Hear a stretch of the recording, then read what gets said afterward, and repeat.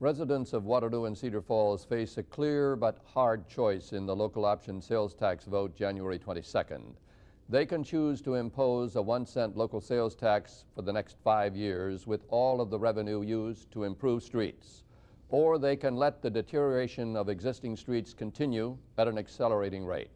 The growing epidemic of rough pavement surfaces and potholes is not something that has come about through a policy of neglect. Many of the existing streets have long since passed their design life. They have been pounded by heavier traffic than ever was anticipated when they were built. Local governments with shrinking budgets have not been able to find enough revenue to keep up with street repairs and meet other essential needs. One way to take up the slack would be to finance street improvements by special assessment. That would impose crushing costs on many individual property owners.